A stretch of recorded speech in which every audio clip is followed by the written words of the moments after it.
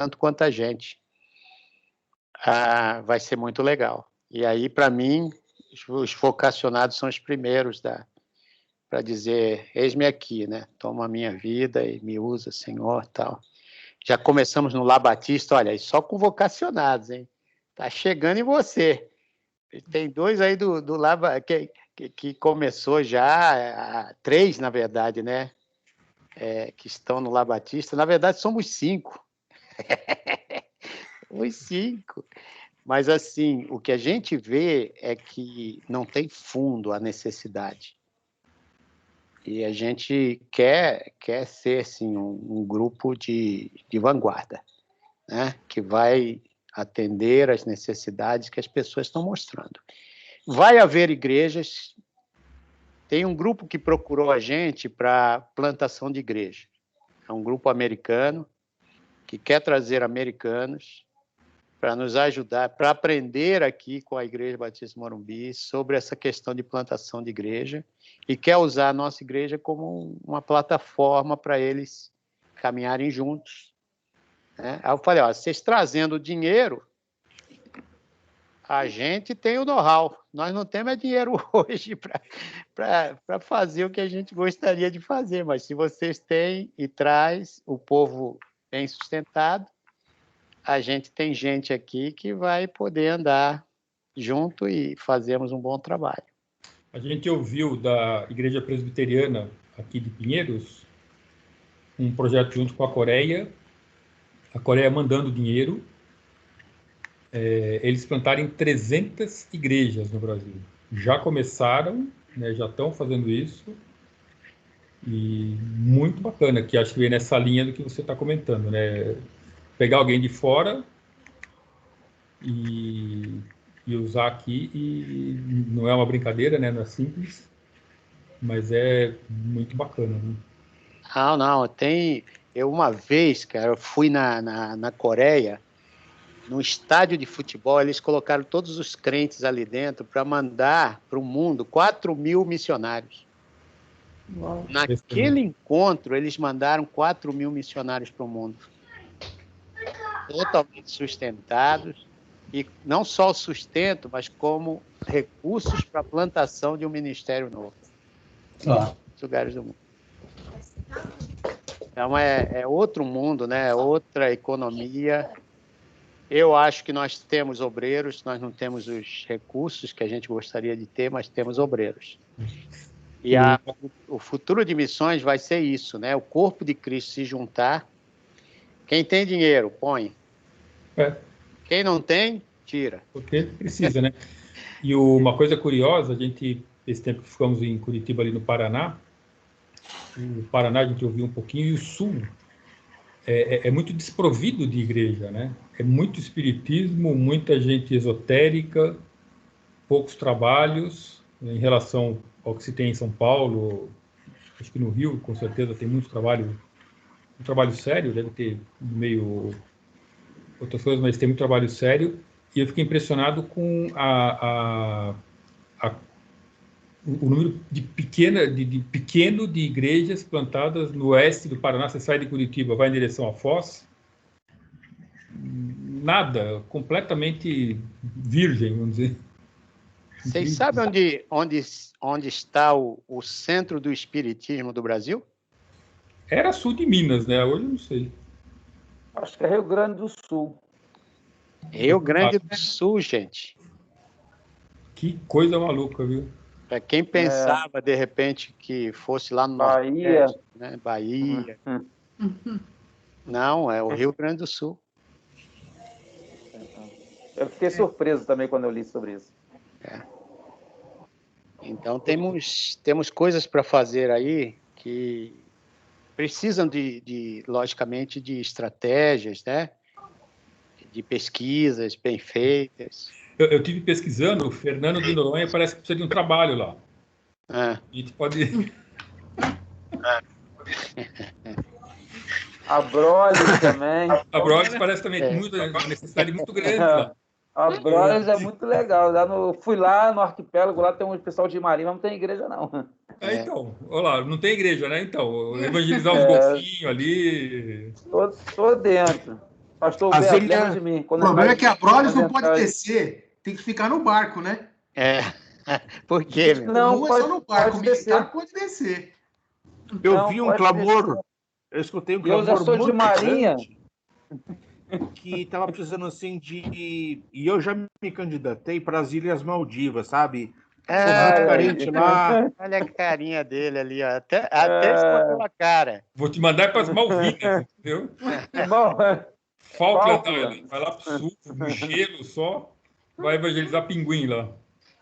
acho que a Helena vai querer ir para Paris. Aí, Helena, Ô, Edu, não dá para Então evangelizar você é pinguim, obrigado a ir cara. junto pra Eles têm o Paris, coração tá? muito gelado. Não precisa ser Paris, pode ser Madrid, que eu estou com uma viagem para Madrid aí enroscada por causa da pandemia desde o ano passado. Ai, que tristeza. Eu tô tentando ir não. para Praia Grande aqui. Tô tentando para Itu, não consigo. Vamos fazer aqui um testezinho. Quantos sabem a porcentagem de cristãos convertidos da Espanha? Era 2, É 3%, 10%. não era, Roberto? Que pergunta é essa, cara? É interessante prova, isso, né? porque geralmente a gente pensa que a Europa é um país, logicamente, né, no Ocidente, e o berço do cristianismo está no Ocidente. Quem pensa que o cristianismo está lá no Oriente, o Ocidente é um continente que nasceu do cristianismo. Mas Portugal e Espanha é muito católico, né? Muito católico. Católico distante de Deus, né? Católico. Eu tive a experiência de conhecer um menino de 17 anos, através do evangelismo que a gente está fazendo em Guimarães. Guimarães é o centro do catolicismo. É onde nasce o catolicismo, aquele catolicismo que não conheceu a reforma. Né? A mão pesada da igreja ainda, né? Exatamente. Então, ali é o seguinte, um garoto, quando se converte, é preferível que ele se torne um gay ou uma menina do que ele se tornar um crente. Pressão da família. Sério? E esse menino se converteu num programa nosso, levamos ele para conhecer um pastor daquela região, e o pastor começou a discipular esse menino, o pai soube, internou esse menino no manicômio. E no ano seguinte, quando eu estava prestes a chegar naquele local, porque eu queria visitá-lo, a gente mantinha contato. 2 dias antes de eu chegar lá, ele deu um tiro na cabeça, estourou a cabeça. Não aguenta, né? Uma pressão tão grande. Só para você ter uma ideia da pressão que é em alguns lugares, você trazer uma mensagem que desmantela, né? Eu acho que o cristianismo, ele desmantela sofismas, ideologias baratas. Por isso que esses governos totalitários, eles não querem saber de evangelho por perto. O evangelho abre a cabeça do povo para pensar, para questionar. A gente, e aqui, logicamente, eu já estou entrando, né, no nosso tema de hoje. Eu gostaria que a gente discutisse, debatesse, falasse. Quantos assistiram a minha mensagem no domingo que eu preguei? Ninguém, né? Só o Rafael e o Danielzinho e a Letícia lá.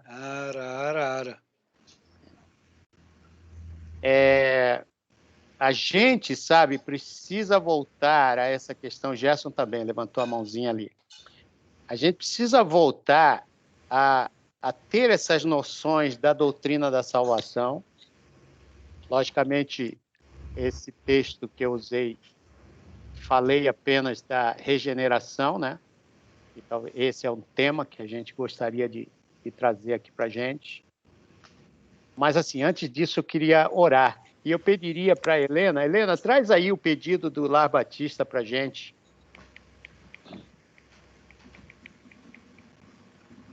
Espera aí que eu vou abrir aqui, gente. Então, enquanto ela abre, a gente quer orar também pelo Afanásio, tá? Você adiciona aí, Helena, Tá. o Afanásio, a igreja de Afrânio. A gente quer pegar esse rapaz aqui e acolhê-lo com todo o nosso carinho. Ele está mais longe do que... Aqui a gente liga um para o outro, pertinho, dá uma corridinha, dá até para ver presencialmente. Mas o Afanásio está bem difícil da gente vê-lo, né, esses dias. Então, vamos orar por ele. E eu creio que, mais do que nunca, né, nós precisamos também lembrar de orar pela pandemia no Brasil, né? Que hoje foram mais de 2.000 mortes. Caramba! 2.200 e poucas mortes, então... 2.349. Ai. É. Lembra Muito também difícil. do Isaac Sixo, que foi um dos pastores, né, aqui na nossa igreja, que está entubado, com 30 e poucos anos de idade. Perdeu os pais, né? Perdeu os pais, acabou de... A esposa teve uma menina há poucos dias, então é uma situação complicada. Então, também eu vi que o irmão da Loli, da Carol, do Fábio, foi internado, também está com Covid, né, Carol? É o sogro do meu irmão, né? O Sogro do seu pai, irmão. também.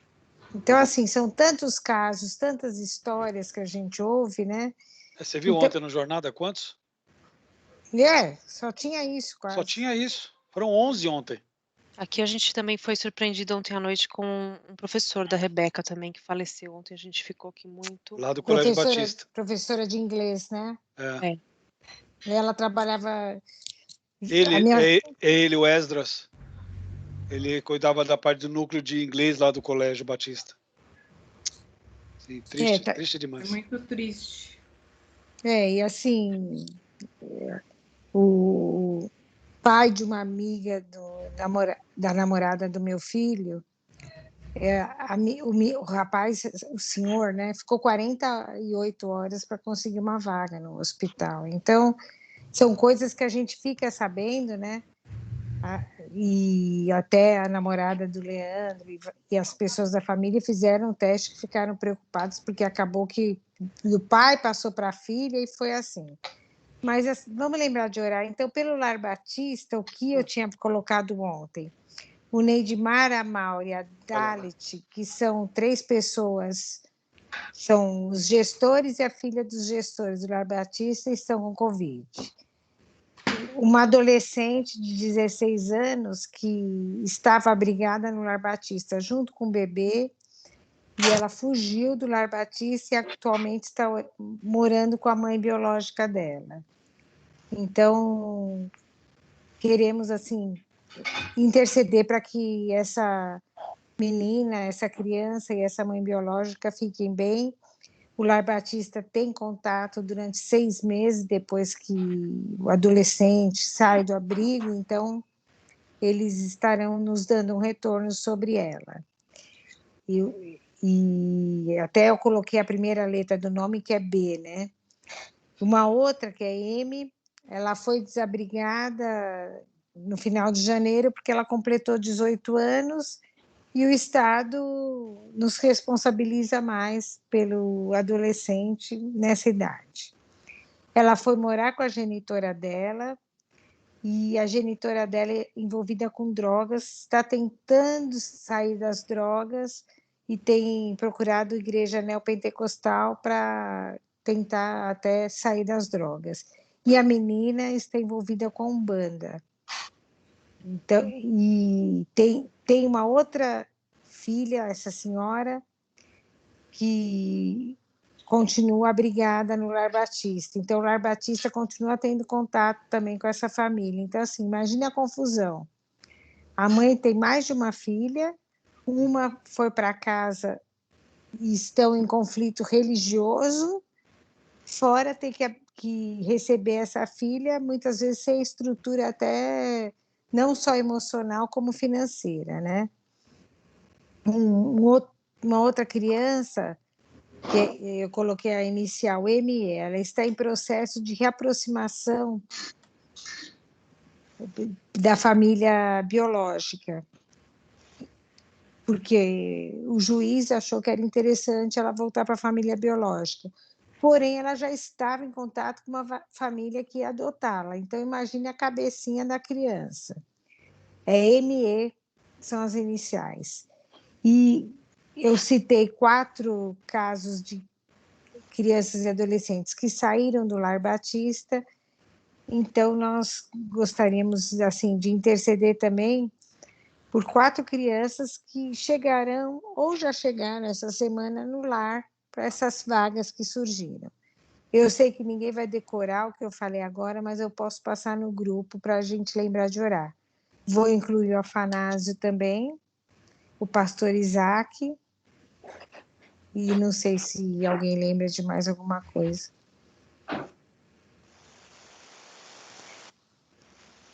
Aqui na tela está todo mundo com saúde? Faz o sinalzinho de joinha aí para mim. Sim, graças a Deus. Graças a Deus por vocês estarem bem. Vamos orar então. Vamos ter 3 orações agradecendo a Deus pela nossa vida, proteção de Deus sobre nós, mas pedindo a Deus por nosso Brasil, pelo Lar Batista, pelo Afanásio, pastor Isaac Sixo. Deus nos dê histórias bonitas. No meu pequeno grupo de terça-feira, nós tivemos 4 pessoas que faleceram.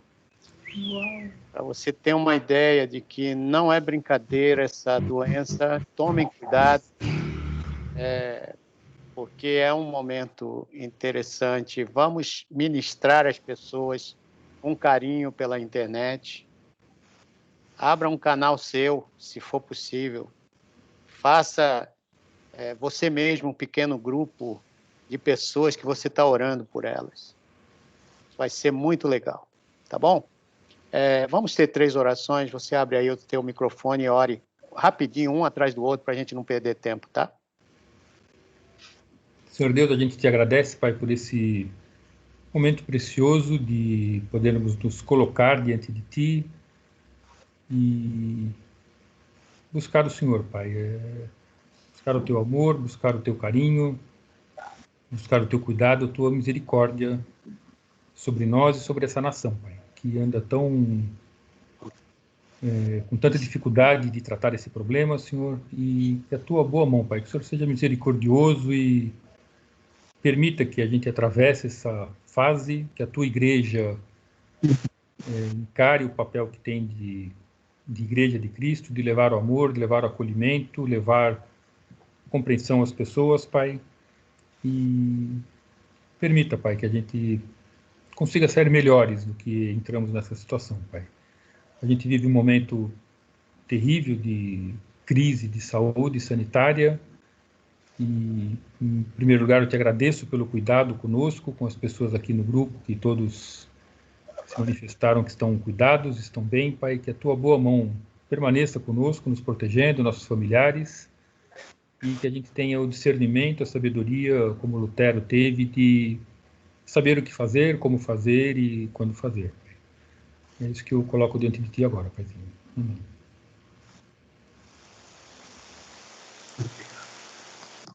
Senhor meu Deus, te damos graças mais uma vez, Senhor, por estarmos aqui juntos. Obrigado, Pai, por cada uma das nossas vidas, dos nossos lares, por todo o Teu cuidado, toda a Tua misericórdia de nos proteger, de nos guardar, de nos dar saúde e de nos dar sabedoria, Pai, para estarmos aqui, congregando em Teu nome, para Te servirmos, Pai, cada vez mais e mais na Tua obra, aonde o Senhor quiser nos usar e nos levar, Senhor. Em especial te peço, Senhor, por cada um dos pedidos do Lar Batista, que a nossa irmã Helena colocou aqui. São tantas situações, Senhor, são tantas crianças, tantos jovens, Pai, precisando tanto do Teu amparo, precisando tanto do Teu cuidado, precisando tanto de mãos, de braços, de recursos, para a proteção, para a subsistência de cada um deles, Pai. Só o Senhor conhece o íntimo de cada uma destas crianças, todo o conflito que elas passam. Dai força, Senhor, para cada uma delas. Dai forças também para cada um dos Teus obreiros e obreiras, Senhor, que estão ali Te servindo. zelando, Pai, pelo próximo, amando o próximo, como o Senhor assim nos ensina nos mandamentos do nosso Senhor e Salvador Jesus Cristo, Pai. Permita, Senhor, que possamos todos os dias lembrar de meditar nas Tuas Escrituras, orar ao Senhor e pedir, Pai, pelos pedidos que estarão aqui no nosso WhatsApp, que possamos lembrar, colocar cada um deles em oração. E em especial, Senhor, olha para esta nação, que hoje, Senhor, infelizmente, é uma referência tão negativa para o mundo, seja pelas questões florestais, climáticas, e agora ainda mais, Senhor, de cunho sanitário, Senhor. São tantas informações, são tantos momentos, são tantas narrativas políticas. Nós te pedimos, Pai, que o Senhor esteja olhando. Principalmente te pedimos, Senhor, para os nossos irmãos e irmãs da Igreja do Teu Filho Jesus, espalhada pelo país como um todo, Pai. Queremos te pedir por todas as pessoas, mas te peço, Pai, pelos nossos irmãos e irmãs, por cada profissional de saúde, por cada um deles, Senhor, que estão lá na linha de frente, trabalhando, te servindo, cuidando, Senhor, das pessoas. E em nome de Jesus, Pai, te peço que o Senhor direcione esta nação, cada governante, por mais utópico e difícil que seja para assim pensarmos, mas entendemos, Pai, que tudo que existe, que ocorre de acordo com a Tua permissão, de acordo com o Teu propósito. Dai-nos, Senhor, forças para orarmos, para servirmos e para buscarmos, Senhor, tudo aquilo que precisamos em Ti. Olha também, Senhor, pelo nosso irmão Afanásio, que, como o pastor Humberto disse, está mais longe de todos nós aqui. Olha, Senhor, para esta região do Brasil também, que precisa de tanto amparo, precisa de tanto recurso, precisa de tanto serviço ali, Pai. Continua fortalecendo esse irmão, que acredito que tem uma vida tão atribulada, te servindo, pastoreando, Senhor, almas. Dai forças para ele, Pai, para que ele também te busque todos os dias e que possamos ser suporte para ele aqui. E se ele precisar ligar para nós, em qualquer momento, em qualquer horário, possamos atendê-lo, possamos, Senhor, nos suportar uns aos outros, e tudo em nome do Teu Santo Filho Jesus. Te damos graças e te pedimos no nome dele mais uma vez. Amém, Senhor.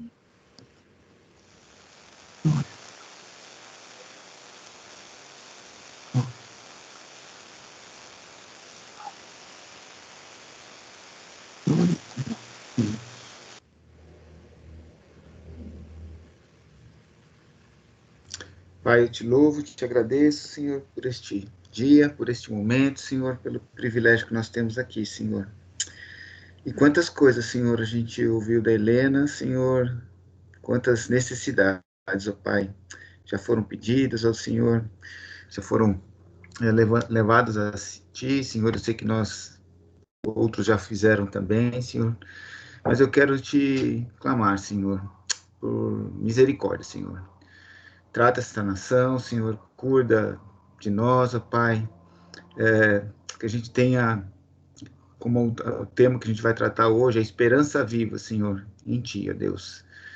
Não nos deixe, Senhor, cair na tentação de achar que por nós mesmos nós podemos qualquer coisa, Senhor, pois nós não podemos, ó Deus, nós não temos capacidade, Senhor, a gente está vendo isso acontecer aí. Nós dependemos de Ti, Senhor. Então eu te peço, Senhor, pelos nossos governantes, que são quem dirigem, ou deveriam estar dirigindo essa nação de uma maneira melhor, Senhor, que o Senhor possa agir na vida deles, Pai. Que eles tenham, Senhor, em algum momento, Senhor, um lampejo de lucidez, ó Pai, para minorar essas questões políticas e trabalhar pelo bem do povo, Senhor. Então, eu te peço, em especial pelos nossos governantes, Pai, que o Senhor possa agir ali, Senhor, na vida de cada um, que eles tenham um encontro contigo, Senhor. De qualquer maneira, Senhor, age ali, Pai. Eu te peço pela tua igreja, como o André já falou também, Senhor, já foi pedido aqui, Senhor, que o Senhor fortaleça no Senhor, na esperança que nós temos em Jesus. Não nos deixe, Pai, não nos deixe desamparados, Pai, não nos deixe nos desamparar, ó Senhor, porque eu sei que a Tua boa mão é conosco, mas em meio a tantas notícias ruins, Senhor, tantas coisas, a gente fica às vezes até perdido. Eu te peço, Senhor, renova a nossa esperança em Ti, Senhor, nos dá a Tua palavra como rumo, certo, Senhor, para que a gente possa Te alcançar, para que a gente possa passar por este momento, Senhor, renova as nossas forças, renova as forças daqueles que estão com seus parentes doentes, Pai. Nos dá aqui uma noite de aprendizado, Senhor, certeza que o Senhor não perdeu o controle, eu tenho certeza absoluta disso. Muitas vezes a gente se pergunta o porquê, com tantos casos acontecendo, Senhor, com tantas situações específicas, mas eu sei que o Senhor não perdeu o controle. Então, nos mostra, Senhor, qual é esta direção através da Tua palavra, através da vida do pastor Humberto, que vai nos dirigir aqui, Senhor.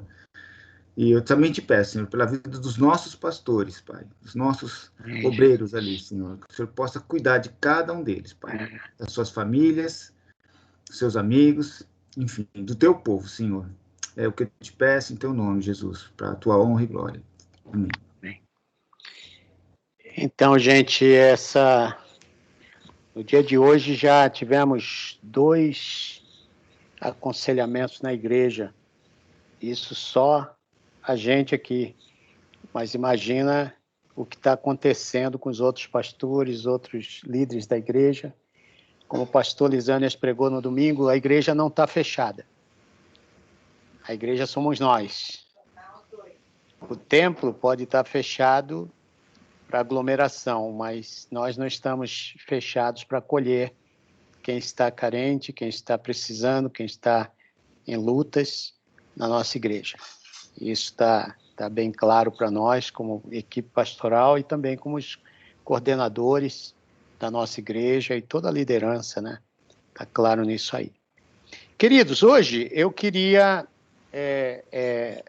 que vocês fortalecessem essa doutrina da regeneração na sua mente, no seu coração, porque eu fui despertado depois de, poxa vida, a gente tantos anos servindo a Deus, mas de vez em quando a gente pega um texto, parece que ele é refrescante, ele vem como algo novo, ele abre a nossa cabeça, aí você vai buscando uma coisinha aqui, outra ali e tal, daqui a pouco aquilo parece que não tem fim, vai aparecendo tantos dados que comprovam aquilo que está em uma palavrinha só, né? E eu queria que a gente hoje desse uma revisada naquilo que foi pregado. Eu mandei para vocês aí, quem não recebeu, levanta a mãozinha aí, mas todo o meu esboço da mensagem de domingo que eu preguei está aí na sua mão, para que a gente possa, hoje, trabalhar um pouco essa questão da regeneração. O que é a regeneração? Vamos dar uma olhadinha, mas em base àquilo que Pedro está dizendo, porque Pedro, para mim, foi um cara regenerado. Se há uma pessoa que foi regenerada, é esse tal de Pedro, na palavra de Deus. É um camarada que é um tremendo rebelde, passa a ser um dos mais aplicados servos do Senhor. Está disposto a morrer de cabeça para baixo, crucificado por causa desse Cristo. E tudo isso tem a ver com a cruz. Então a gente quer aqui esmiuçar um pouquinho esse tema e discutir. A ideia é debater esse tema aqui. E pode falar o que você pensa, porque aqui não tem nota. Ninguém dá nota aqui. Aqui a gente aprende com a palavra de Deus e é só isso, tá? Então, eu queria que a gente lesse 1 Pedro, primeira epístola de Pedro, capítulo 1, verso 3 ao verso 12. E aí eu vou pedir para a Letícia ler para a gente, porque o Danielzinho já está quase se entregando aí no sono. Tá, já até está aqui preparado. Tá aberto o microfone? Posso ler? Pode ler, por favor. Bendito seja o Deus e Pai de nosso Senhor Jesus Cristo. Conforme a sua grande misericórdia, ele nos regenerou para uma esperança viva, por meio da ressurreição de Jesus Cristo dentre os mortos, para uma herança que jamais poderá perecer, macular-se ou perder o seu valor. Herança guardada nos céus para vocês, que mediante a fé são protegidos pelo poder de Deus até chegar à salvação, prestes a ser revelada no último tempo. Nisso vocês exultam, ainda que agora, por um pouco de tempo, devem ser entristecidos por todo tipo de provação. Assim acontece para que fique comprovado que a fé que vocês têm, muito mais valiosa do que o ouro que perece, mesmo que refinado pelo fogo, é genuína e resultará em louvor, glória e honra, quando Jesus Cristo for revelado. Mesmo não o tendo visto, vocês o amam, e apesar de não o verem agora, creem nele e exultam com alegria indizível e gloriosa, pois vocês estão alcançando o alvo da sua fé, a salvação das suas almas. Foi a respeito dessa salvação que os profetas que falaram da graça destinada a vocês investigaram e examinaram, procurando saber o tempo e as circunstâncias para os quais apontava o Espírito de Cristo que neles estava, quando lhes predisse os sofrimentos de Cristo e as glórias que se seguiriam àqueles sofrimentos. A eles foi revelado que estavam ministrando, não para si próprios, mas para vocês, quando falaram das coisas que agora lhes foram anunciadas por meio daqueles que lhes pregaram o Evangelho pelo Espírito Santo enviado do céu, coisas que até os anjos anseiam observar. Que legal, né? Eu não sei se você se emocionou ao ler esse texto, mas isso aí tem tudo a ver com aquele que entrou na gente e que não tem nada nesse mundo, nem pandemia, que retira o gozo da salvação, o regozijo que existe num crente verdadeiro. Porque a base do crente verdadeiro não é aqui, é o reino de Deus, é o que é eterno. E aí eu queria que vocês identificassem nos 3 primeiros versos aquilo que Spurgeon ele vai dizer que são as pérolas escondidas dentro da palavra. Estão nesses 3 primeiros versos aí. E ele vai tratar esses versos como algo muito importante nos seus escritos. Mas Pedro também ele está trazendo aqui para a gente, né? Primeiro, vamos pensar aqui, antes de você me dar esses pontos importantes dos 3 primeiros textos, que é a base do regozijo. Eu queria que vocês pensassem o seguinte: qual era o contexto que esse povo está vivendo quando Pedro escreve a primeira epístola dele? Vamos lá, me ajuda. Vocês, estudiosos, brilhantes da palavra, vocês são e eu sei que são. Qual era o contexto em que Pedro está escrevendo essas palavras? Ele tá contexto... Pode falar. Olha aí, tá todo... Não, eu falar que o contexto... todo mundo querendo falar. É o contexto aqui que ele está escrevendo para os judeus, os cristãos da diáspora, né? Aqueles que estavam dispersos, né? Então, eles estavam longe da pátria, estavam sendo perseguidos, e a fé deles abalada. Então, é mais ou menos nesse contexto aí. Alguém estudou alguma vez sobre o que significa ser um refugiado? A palavra peregrinos da dispersão, do verso 1 que ele usa, parepidemos em grego, ela é dividida em 3 partes, que dá uma impressão, que Thayer traz, né, que é um comentarista, de uma pessoa que vem de uma terra distante para conviver com o povo, sabendo que seu destino final é outro. Alguém já conversou com um refugiado aí? Alguém já conversou com uma pessoa que não é daqui Regina teve seu pai que não era daqui, não nasceu aqui. E veio morar aqui. Né? A gente conheceu histórias de pessoas que deixaram tudo para... E às vezes por causa de Cristo. Eu conheci a história de quem abriu igrejas nos ribeirinhos, um dos missionários batistas, né? Primeiros, que ele navegava no remo. Não era nesses barcos que nós temos hoje, que a gente faz essas viagens até bonitas, né? Mas era no remo.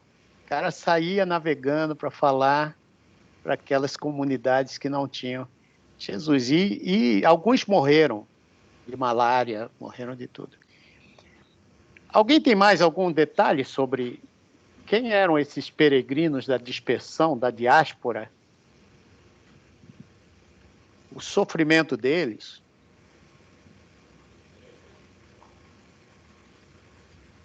Agora ninguém fala, né? Não, o ponto que tem adicional é que eles, além de terem saído da pátria onde estavam, né, o Cavalcante comentou, eles viviam uma diversidade muito grande, porque tinha um Império Romano dominante, né?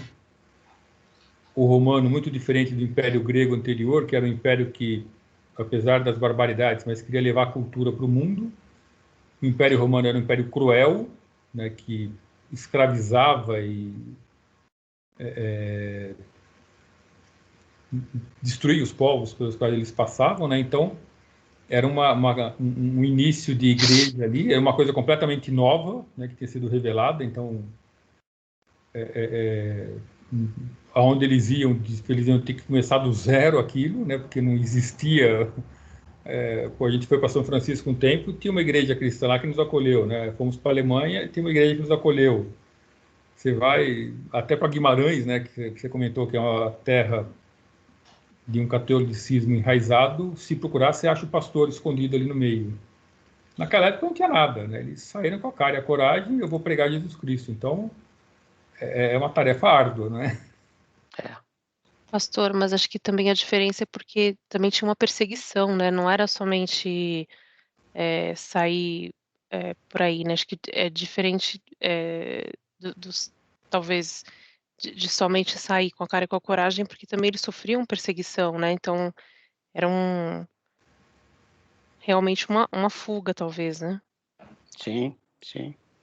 Mas era uma fuga consciente, né, Carol? Porque se eles negassem essa fé que eles tinham, viviam como qualquer outro, né? Sim. Então é uma perseguição que vem em cima daquilo que você crê. Sim. Na cosmovisão que você adquiriu da vida, que é totalmente diferente da forma que uma pessoa sem Cristo conseguia ver. E isso era ameaça, porque esse povo crescia. Vamos lá, gente, agora, de volta ao texto. Os 3 primeiros versículos, eles vão dar para a gente aqui aonde está a fonte do regozijo de um verdadeiro cristão. Identifiquem aí para mim, por favor. Tem uma palavra mágica aqui, que é uma coisa que o cristão tem e muita gente não tem, que é a esperança, né? Então, mesmo numa situação adversa, a gente faz parte do grupo de conselheiros de casais, e o Samuel e o Tom têm mandado com frequência casais para nós. E alguns chegam sem esperança, né? Falam, não, acabou, não dá mais. E a gente insiste que, olha, o cristão ele tem esperança, que tudo pode mudar, né? Talvez não do jeito que eu esteja pensando, ou do jeito que eu acharia que seria bom, mas uma situação que pode parecer completamente adversa, ela pode mudar, né? Tem situações extremas, né? Paulo preso lá com os pés no tronco e a prisão se abre, mas é o mesmo Deus que fez aquilo, é o Deus que está com a gente hoje. Então, eu perdi emprego, eu briguei com meu cônjuge, não dá mais. Situações reais que a gente vive hoje, né? E essa palavrinha, esperança, é o que pode mover alguém a sair de uma inércia, de uma situação completamente adversa, e acreditar que pode haver mudança, e mudança debaixo de um Deus que cuida, né? Então, o meu destaque é essa palavrinha aí. Ok. E eu vejo que... desculpa, alguém levantou a mão e eu já tinha começado a falar, depois eu falo. Vamos lá? Vamos lá? Eu não sei quais são exatamente as 3 palavras, tá? Eu não consegui ler o texto antes, mas, assim, lendo agora... Nos 3 versículos dos tem 3 várias primeiros. coisas. Sim, mas 3 palavras que na leitura me chamaram a atenção, né? É a palavra regenerou, depois a palavra herança e a palavra fé. E regenerou, para mim, é algo que tem falado bastante, né? Porque, assim, como eu falo muito com a minha filha jovem, né, de 16 anos, que vive este presente século, né? Todas as diversidades de hoje, eu vejo como a raça humana, como o ser humano está degenerado, né?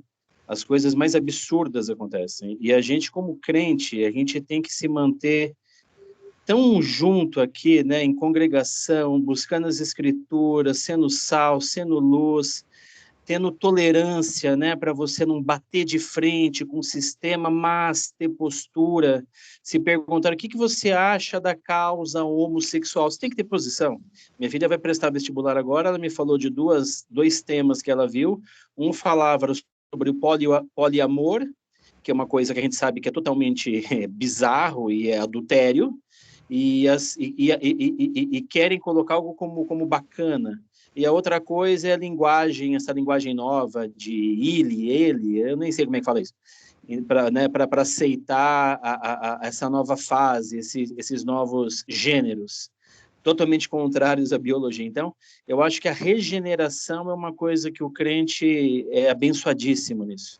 E aí, regenerados, temos uma herança, né, que não perece. Então, ser herdeiro é ser de Cristo, é ser de Deus, não é ser deste mundo. E a fé é essencial, né? É o que eu vejo, assim, nessas as 3 palavras, né, que me chamam a atenção nisso. Joia. Mais alguém quer contribuir? Eu estou com a mão levantada, que eu ia falar antes. Então, na realidade, só complementando o que o Edu falou, e tem tudo a ver com o que o André falou também, que ele nos regenerou, como fala o próprio versículo, para uma esperança, não é uma esperança, eu tenho esperança, é uma esperança viva. Eu vejo que a palavra viva muda completamente, assim, ter esperança é uma coisa, mas ter uma esperança viva, ela não vai acabar, né? Por mais difícil que seja. Era essa só a minha colocação. Boa. Mais alguém? Então, isso é típico nas cartas, e uma palavra que me chamou a atenção é a misericórdia, né? Quando ele começa a falar, né? Conforme a sua grande misericórdia, né? Porque misericórdia é não dar o que é merecido, né? Então Deus nos poupou também nesse sentido. Só dou, mas ele não nos deu, né? E aí esse pessoal entendeu, e aí viver conforme essa misericórdia, para eles era sinônimo de serem perseguidos. Mas se eles entenderem isso, né? Essa misericórdia de Deus, né? Viver conforme ela, era uma das coisas que moveu Pedro a enfrentar tudo, né? Sangue, suor e lágrimas, e Paulo, né? Que Paulo também vai usar muito isso, né? Quando ele escreve aos Romanos, no capítulo 12, ele diz, né? Rogo-vos, pois, irmãos, pelas misericórdias de Deus, né?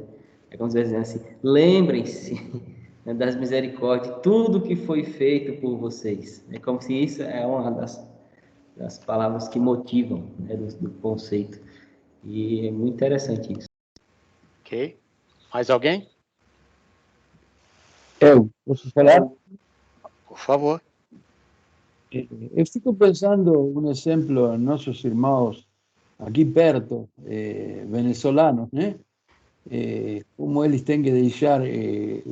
Muitas vezes me peguei pensando, se fosse eu, está morando na sua que construir uma família, que tem uma casa, que tem tudo, e de repente tem que deixar tudo para trás e sair a outro lugar. E mais, quando se trata aqui, como neste caso da epístola,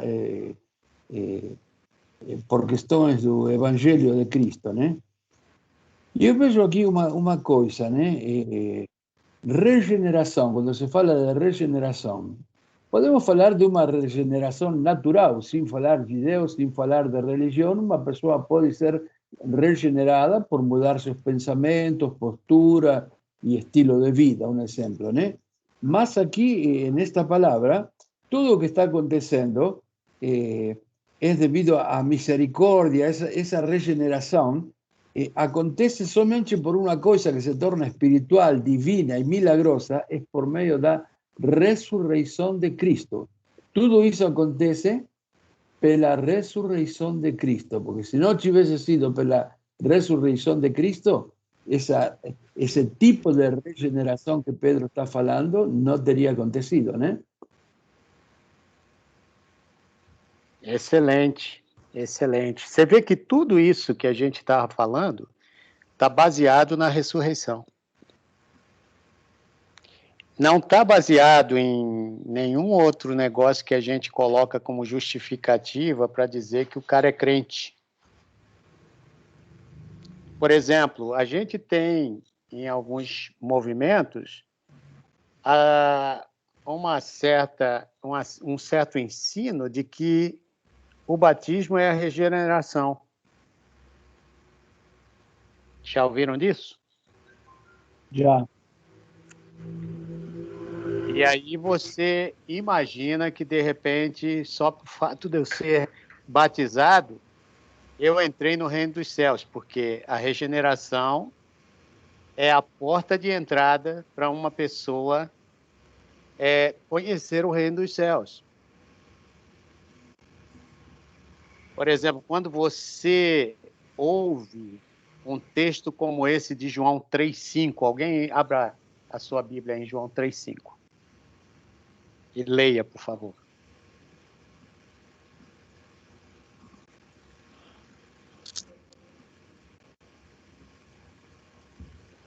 Respondeu Jesus: digo-lhe a verdade, ninguém pode entrar no reino de Deus se não nascer da água e do Espírito. Entendeu? Então, quando algumas pessoas leem esse texto, elas fazem essa conexão de que a regeneração tem a ver com o batismo. Então, eu entro nas águas e saio diferente. A metamorfose acontece ali, não com o reconhecimento da ressurreição, da obra da ressurreição que é feita ali na cruz e que dá essa esperança viva que nós estamos falando aqui. A nossa esperança é viva porque Cristo não está morto. Ele ressuscitou. Eu queria que a gente olhasse isso aqui. Por exemplo, vamos ver Tito 3, verso 5, que também é outro texto que leva a essa ideia de que o batismo regenera. Quando, na verdade, aqui a água ela tem a conotação de limpeza, de purificação. Não por causa de atos de justiça por nós praticados, mas devido à sua misericórdia. Ele nos salvou pelo lavar regenerador e renovador do Espírito Santo. Amém? Então aqui, sabe, a gente tirar esses mitos, né, da nossa cabeça de que, bom, agora você precisa se batizar porque, lógico, o batismo é uma simbologia. Nós batistas acreditamos que o batismo é uma ordenança, né? Demonstra alguma coisa importante, é o fato de você um dia ter aceito a Cristo, então você mudou a tua cabeça, essa é o novo nascimento. Regeneração significa novo nascimento. Então, eu nasci de novo, agora eu tenho uma nova criação divina que me coloca valores divinos.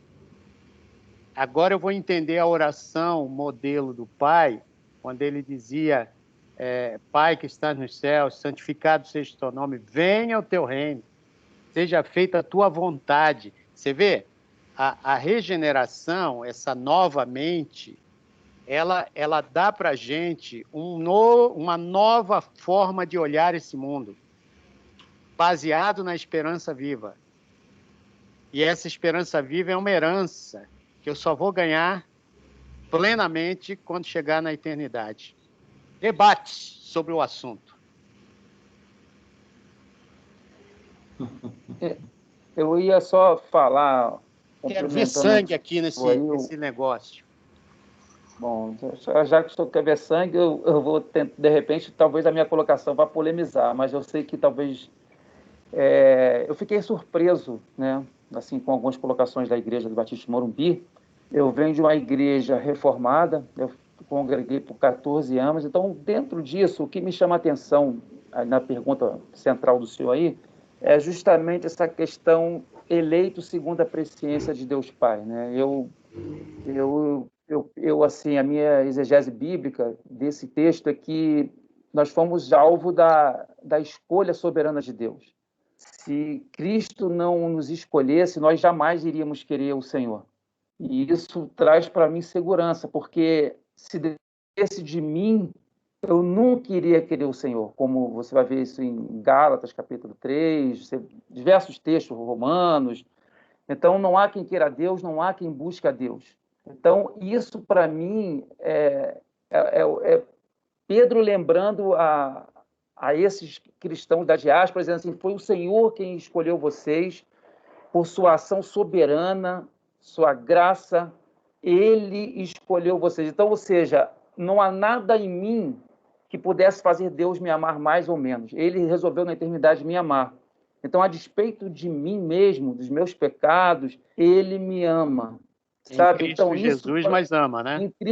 Em Cristo Jesus, exatamente. Em Cristo Jesus.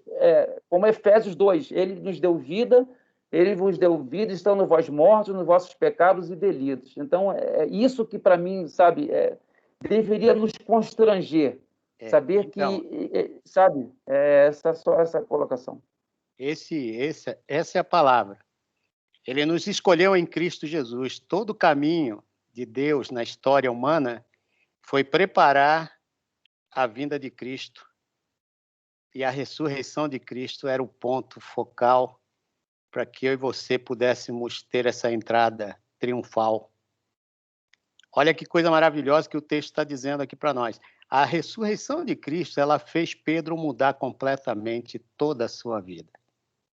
Tem a parte de Deus aqui, todo esse caminho feito no histórico humano, e tem a responsabilidade daquele que é eleito de dizer para o Senhor, na hora que ele ouve, porque as ovelhas do Senhor ouvem a voz dele, e segue, e vai ao encontro do seu Senhor, né?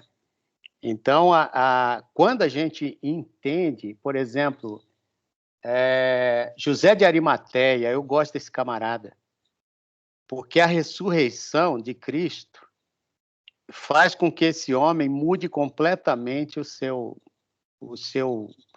modo de pensar, a sua fama, o seu prestígio dentro do STF judaico, e faz esse homem ir para Pilatos e dizer, eu quero o corpo do meu mestre. Olha, que mudança fantástica de mente que eu tenho. Esse nascer de novo, ele sem dúvida faz com que as pessoas que olham para a gente vejam Jesus Cristo ou não?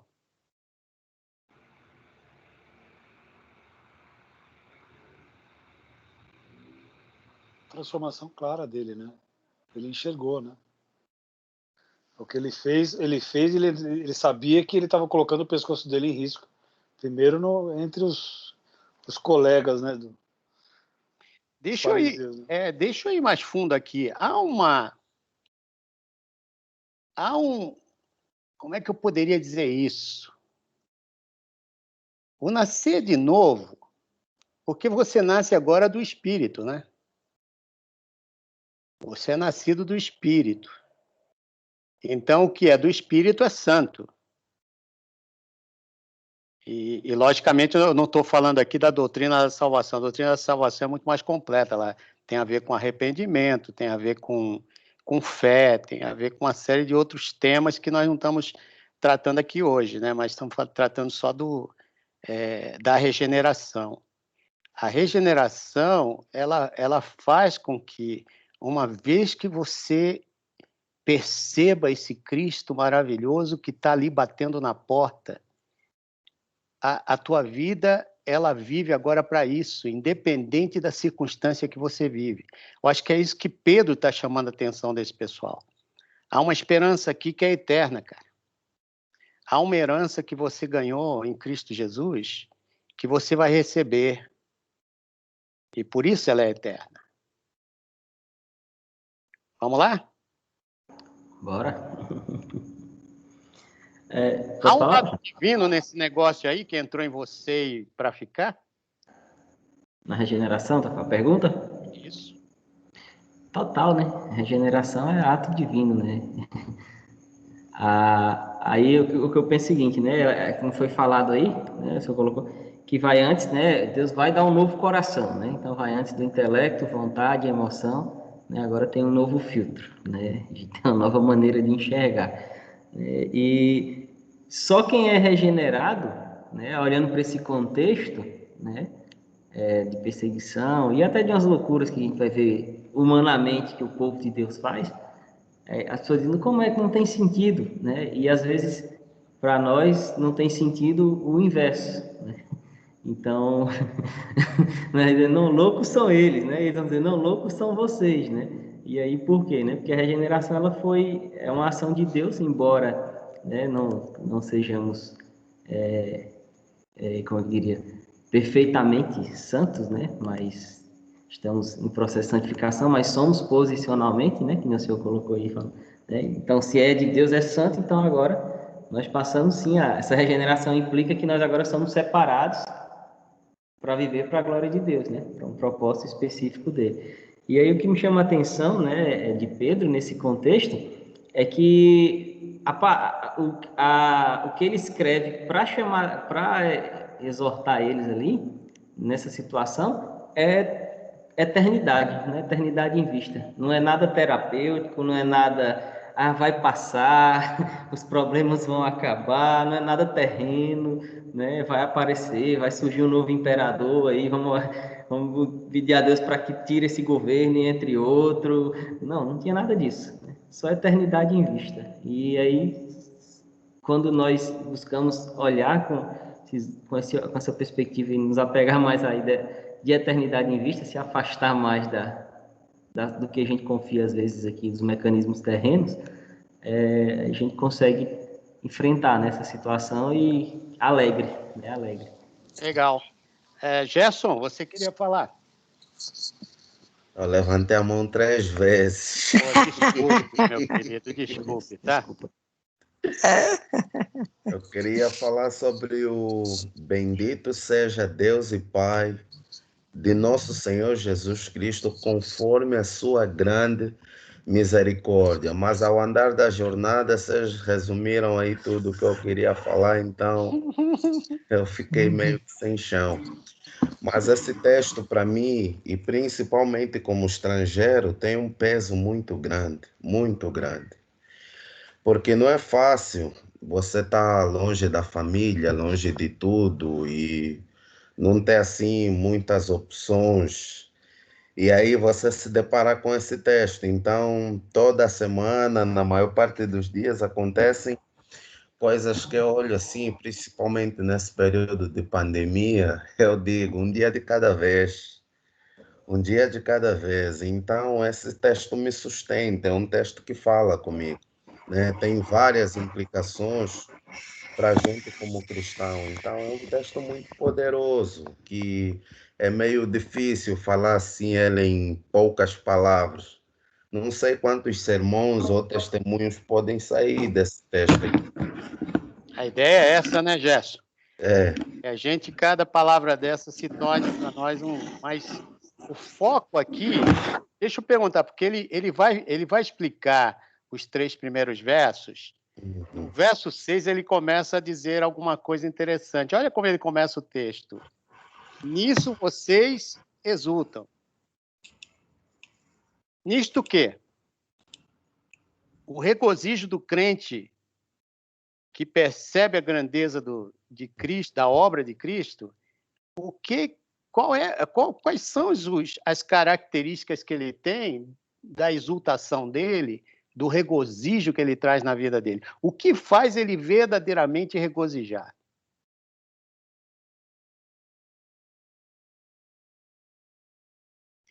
São as bases desse evangelho poderoso aí de transformação que nós vimos aqui. Você vê, ele está dizendo, esses 3 primeiros versos aqui tem que fazer com que eu e você exultemos, independente das provações que vamos enfrentar. Há uma convicção nele, né? É interessante isso aqui ou não, para esse momento que nós estamos vivendo? E como? Plenamente pertinente. Lembro daquela música Não Olhe as Circunstâncias, Olhe o Seu Amor, né? Eu, durante o meu tempo de Covid, aqui em casa, eu fiquei trancado dentro do meu quarto. Gente, eu não pude ver minha esposa nem meu filho trancado, porque me disseram que eu tinha que me trancar e só abrir igual cachorrinho, né? Saía com a cabecinha fora assim da casinha, pegava a comidinha, entrava para dentro e depois deixava o prato lá do lado de fora. Naqueles momentos eu pude refletir nisso aqui. Aonde estava a minha esperança? O que é aquilo que me faz viver nesse mundo? Ir para uma igreja? Será que igreja é o templo? O que faz um verdadeiro crente passar por cima de qualquer coisa, cantando, louvando? Eu queria que você me dissesse se em algum momento te pegaram cantando no meio de uma crise. E te questionaram, tu tá passando e ainda consegue cantar? Por que isso? O que é isso? Será que não é essa esperança que você tem, que é tão forte em você, que te faz feliz, independente da tristeza que esse mundo te causa? Totalmente, Humberto. E aí me vem à mente o apóstolo Paulo em Filipenses, quando dice alegrai-vos, e repite novamente alegrai-vos. ¿Cómo Paulo vuelve a alegrar con la dificultad que eu estou passando? É coisa de louco, não? Humanamente impossível alegrarme com todas as dificuldades. Somente que esse gozo inefável que nós temos interiormente, nenhuma prova, nenhuma situação, nenhuma leve e momentânea tribulação pode roubar da minha vida aquele gozo, aquela alegria que o Senhor tem colocado, né? Ou seja, essa é verdadeiramente a fé que está por acima de todo entendimento humano. Exato, exato. Então, quando ele fala nisso, vocês devem exultar, ele está dizendo nisso, na misericórdia, ele está falando da regeneração, que por meio da ressurreição nós tivemos, porque é isso que me dá a esperança de que eu tenho uma herança guardada com o Pai. Por isso que ela é eterna, ela é viva. Ela não é perecível, não perde valor, e um dia eu vou receber do meu Pai Celestial. E essa é a razão porque ele começa a epístola falando que somos peregrinos. Você está de passagem aqui, querido, como eu também. Isso aqui não é bacana, gente, porque eu tenho ouvido tanto tipo de mensagem pelo rádio, televisão, que não fala mais desse tipo de doutrina, tanto a doutrina da regeneração, da própria fé em Cristo Jesus. Aqui eu não estou contra nenhum tipo de linha teológica que você possa ter, desde que ela seja baseada na ressurreição de Cristo que é um marco colocado por Deus na sua presciência, para que eu e você nos encontremos com o Senhor, que é o único caminho que me leva a Deus. Você vê, todo o processo, ele culmina em Jesus Cristo, para que eu e você possamos ter acesso ao Pai. Isso aqui não tem nada a ver com ensinos, né, da reforma ou ensino de outra. Isso tem a ver com... Eu acredito no poder da ressurreição de Cristo, porque sem fé é impossível agradar a Deus. Carol, eu gostaria de te ouvir.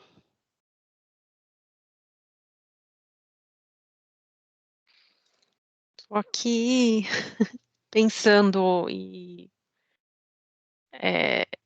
principalmente sobre isso, né, da gente ser peregrino, tá aqui de passagem e realmente essa questão do sofrimento, né, pastor, da gente talvez não ter essa como eu posso dizer,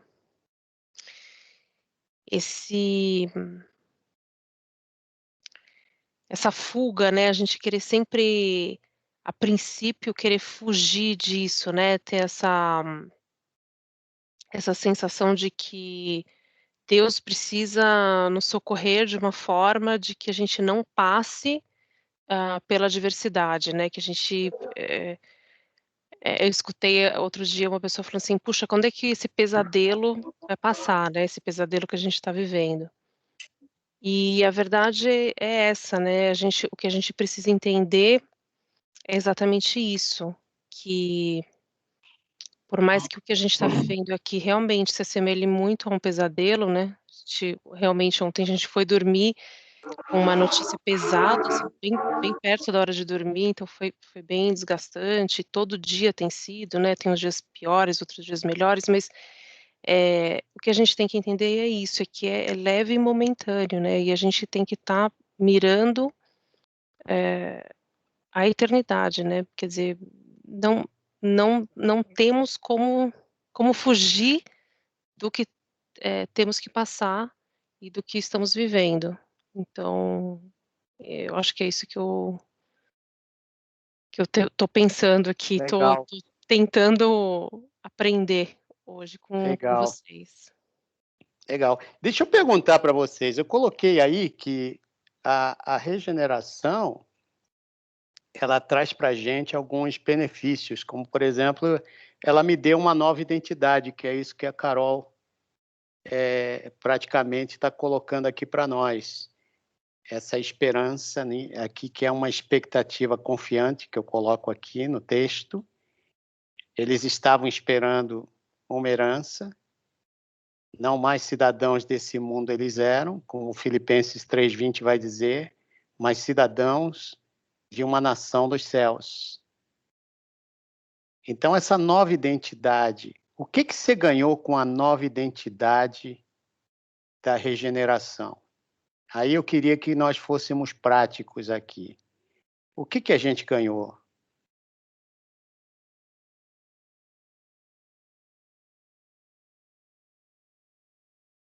Primeira eternidade, né? Glória eterna, paz eterna. Essa regeneração trouxe vida pra gente, né? A gente estava já morto, né? Sentido da vida, Tudo, segurança. né? Resposta para tudo. Identidade. Não sou só Humberto Aragão, né? Não.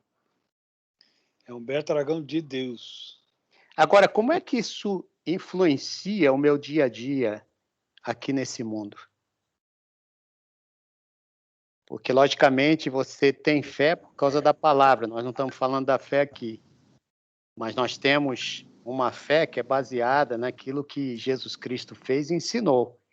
E que o Espírito hoje nos faz lembrar, como João está dizendo, né? do que Cristo fez e ensinou. E isso me dá uma vantagem tremenda sobre a maioria das pessoas que estão vivendo nesse mundo. Você consegue identificar isso na salvação, na regeneração da tua vida, da tua mente? Eu acho que não é só a mente, né? Eu acho que é o nosso caminhar, né? Que depois dessa regeneração, a gente passa a olhar com os olhos espirituais, né? Não que muitas vezes a gente não desvie o foco, né? O foco e desvie os olhos de quem nos salvou. Mas a partir dessa regeneração, eu sinto que o nosso dia a dia vai mostrar para os que estão em volta que algo há uma esperança diferente. viva, né? Aí mostra a esperança viva mesmo, né? Exatamente. O que você tem de diferente? Então, assim, viva e se precisar, fale, né? Uau, legal. Vamos lá, gente. Rafael, hoje você está quietinho. Paulo Guimarães, não ouço você. Bom, eu estava pensando aqui, até comentei com a Lê, ela também falou que a gente deveria, né, viver, sempre trazer à memória aquilo que nos dá esperança, né? E nós temos vários exemplos, testemunhos de situações bem difíceis que vivemos esses anos e que às vezes pessoas questionam, pessoas elogiam, falam, nossa, como vocês podem querer ajudar alguém, como vocês podem querer fazer alguma coisa para alguém. A Lê não gosta que eu comento muito, mas ela ajuda pessoas do Brasil inteiro em um grupo de WhatsApp que são de famílias especiais. É um trabalho bem bonito que ela faz. Daí a gente pensa, como pode uma pessoa arrumar tempo na vida dela para fazer uma coisa dessa, né? Então, é só tendo a esperança da eternidade. Se a gente viver essa esperança 100%, a gente passa pelas diversidades, né? Pelos problemas, mas acontece, como a Helena falou, tem hora que a gente esquece de olhar para a cruz, tem hora que a gente esquece disso e foca no problema, no sofrimento. Então, a gente tem que diariamente lembrar disso. Estamos aqui de passagem, daqui a pouco eu vou correr, me jogar no colo de Jesus, vou ver ele face a face, e isso tem que me encher de alegria, de esperança todo dia, toda manhã. Legal. É do lance do Van Bran, né, que a gente ouviu, né? Pô, você sabe que você está apanhando no pé até chegar no osso e saber que no dia seguinte você vai apanhar de novo, você precisa estar muito convicto do que você quer da sua vida. Não é brincadeira. Você precisa estar convicto do que você sabe que você vai para o céu e que ali sim você vai ter. Então, essa esperança viva é que move essa. Pô, chegar a apanhar até o osso, gente, isso não é brincadeira. Isso dói, isso dói. Eu tava pensando aqui, né, enquanto vocês estavam falando, nesses dois textos que Pedro ele utiliza na sua epístola, de 1 Pedro 1:1 e depois 2:11. Alguém pode? Seria bom desligar quem não está falando. Você desliga o seu microfone para a gente não escutar aqui. Vamos dar uma lida lá em 1 Pedro 2:11. E aí eu pediria que você, né, focasse aí. Você vê que parece que Pedro ele utiliza essa ideia de sermos estrangeiros aqui nesse mundo, baseados na esperança viva que nós temos da eternidade. Porque se você tirar os olhos da eternidade, a vida aqui passa a ser fútil.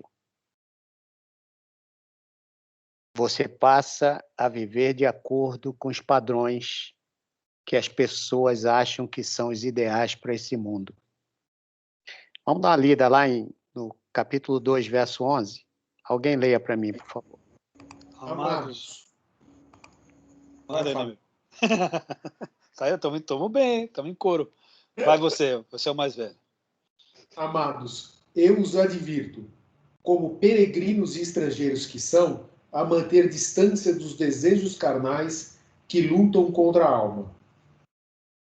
Uau, esse é um texto, e aí quando ele vai adiante falando sobre esse assunto das questões dos usos e costumes e atitudes e comportamentos de uma pessoa peregrina, ou uma pessoa regenerada, nova, nascida, que tem uma mente diferenciada com valores divinos.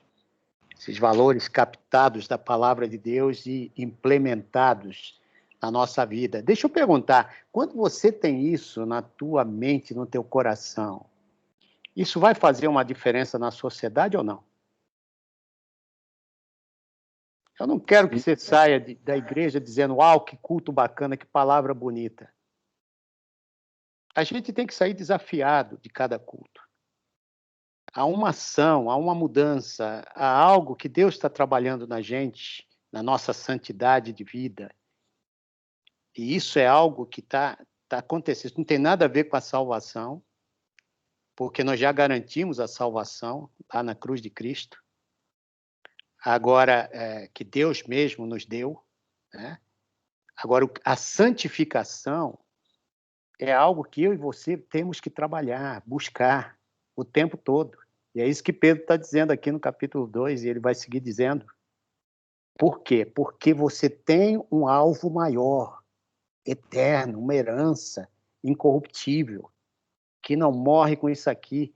Meu pai, quando eu disse isso no culto, que meu pai, quando morreu, deixou uma casinha pequenininha. O que apareceu de parente dizendo que queria um pedaço daquela casa, do dinheirinho daquela casa? Nós somos apenas 3 filhos. Mas quando a gente viu, teve um filho de criação que nunca apareceu nem para ver meu pai. Com 6 filhos, ele já morreu, então 6 filhos vieram buscar a parte do pai.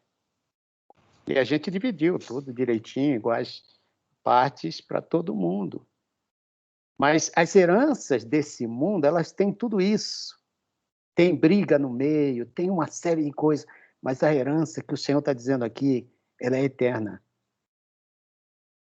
Olha só o que Hebreus 11:10 vai dizer para a gente, e o verso 13 a 14. Alguém leia para a gente?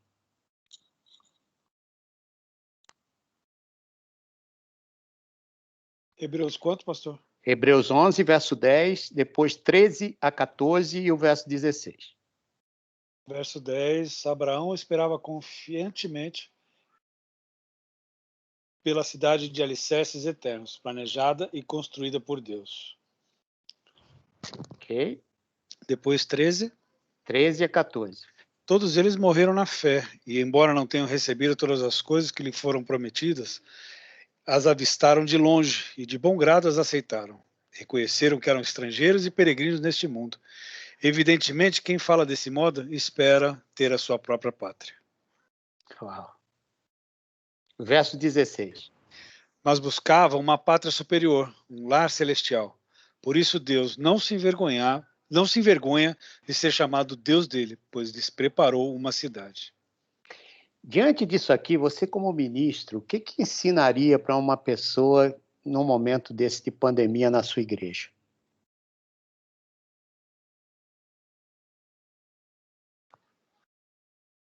Nós estamos vendo aqui o que a regeneração faz na mente de uma pessoa em termos de eternidade, de herança, de... pastor, principalmente que nós não somos desse mundo, né? A nossa pátria é celestial, não uma pátria terrena. Eu acho que isso que faz toda a diferença. Nós vivemos no mundo, porém não somos do mundo. Ok. Afanásio está de mão levantada. Vai, Afanásio.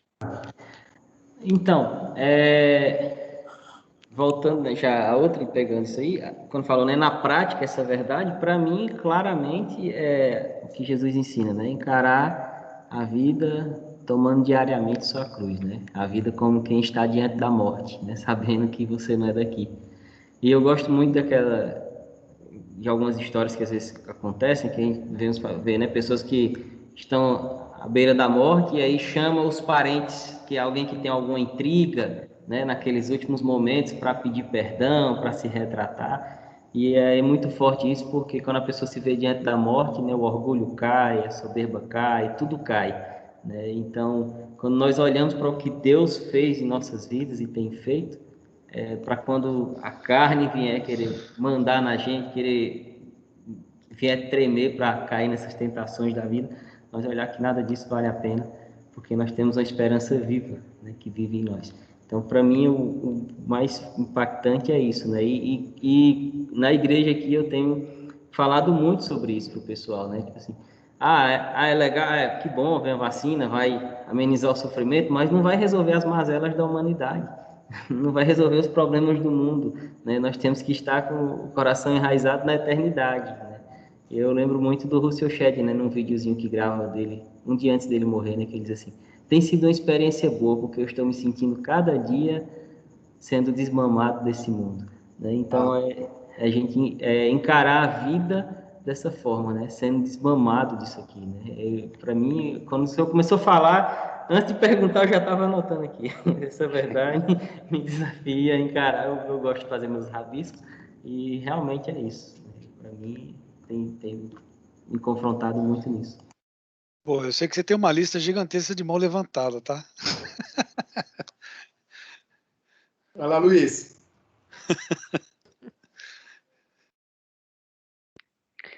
Eu não estou vendo, por isso eu peço a vocês dois que me ajudem aí, tá? Tá bom, estamos vendo aqui, porque muita mão levantou. Rapaz, tá parecendo escola bíblica, bicho. É o Luiz agora, que abaixou, mas era ele. Eu estou perguntando para vocês, só antes, Luiz, só para vocês, né, captarem aqui a ideia. Eu quero que vocês pensem como ministros que estão ministrando no meio de uma pandemia. Que esperança viva é essa que nós estamos trazendo, né? Vamos lá. Sí, eu tinha ficado para trás com minha mão. Hermano. Ele abaixou e tem um monte de gente abaixando também, viu? Pessoal repensando. Realidades e promessas, certo? E aqui estamos perante uma realidade, algo que já foi feito, essa esperança viva que não tem data de validade. Então, quando a gente vê o contexto de quando foi escrita esta carta, da situação que estava acontecendo aqui, e olhamos para o cristianismo que nós estamos praticando hoje, que Deus tenha misericórdia das nossas vidas, né?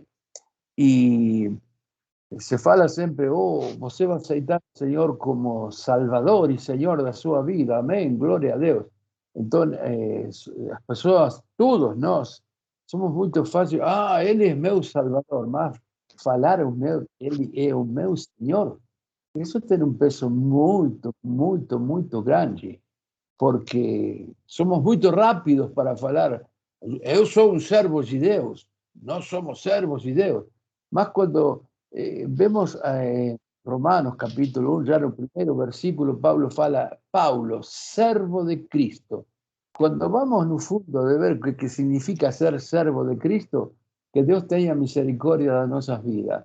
Porque a idea está tirada de un escravo que estaba en un mercado siendo vendido, y Jesús vem lá, con un precio muy alto, pero seu sangue nos compra. Ya no pertenecemos más a nós mesmos.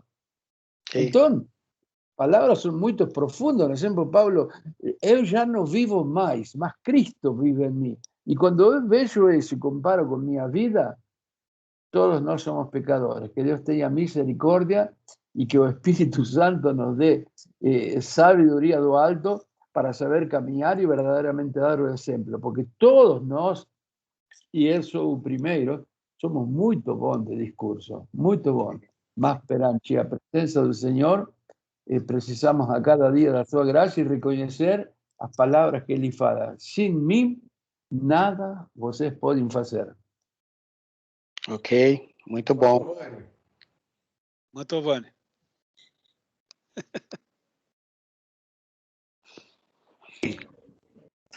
Então, eu lembro daquela pastoral, né, em que eu falei da esperança de Hebreus 11, né, das promessas de Deus, que são como uma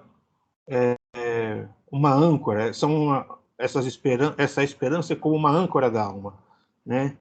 E quando Paulo fez escreveu isso, ele fez analogias, né? A âncora dá assim, segurança para o barco, que somos nós. Ele faz analogia também, essa analogia do mar, em que o mar é o mundo, que fica sujeito a tempestades, a mar tranquilo. Nós somos o barco que navegamos por isso daí. Nós precisamos de um porto. Para parar nesse porto, nós precisamos de uma âncora, e essa âncora da alma é a nossa esperança, essa esperança viva. Que quanto mais ela pegar no fundo do mar, que é a nossa alma, maior será a nossa fé e a nossa esperança. Legal. Ok, quem mais levantou a mão? Paulo Guima. Oi. Oi, Paulinho. Eu ia dar uma de Joselito Barbacena aqui, ia falar, larga deu, homem, mas resolvi falar. Vamos lá, né? Vamos lá. Larga deu. Quando era pequeno lá em Barbacena. Na verdade, a Wanda deu um chute aí, Paulo? Oi? A Wanda deu um chute aí para você participar? Foi, beliscão. Na verdade, eu tenho uma pergunta aqui. Como que a gente trata isso com alguém que está prestes a morrer, e você vai visitar essa pessoa, ou você vai falar com um parente dessa pessoa que está lá numa situação difícil, e você sabe que o caminho é aquele, a pessoa está sofrendo pelo ente querido ali que está... Como que a gente trata isso de uma maneira para que essa pessoa entenda isso? É um trabalho que a gente tem que fazer, eu acho que é uma tarefa que eu, como ministro, que nós, como ministros, temos que amadurecer, ter coragem. Às vezes precisa dar vontade, para mim, às vezes dá vontade de fazer aquele choque de realidade. Cara, se liga que você está morrendo. Daqui a pouco não dá mais tempo de você buscar essa esperança viva.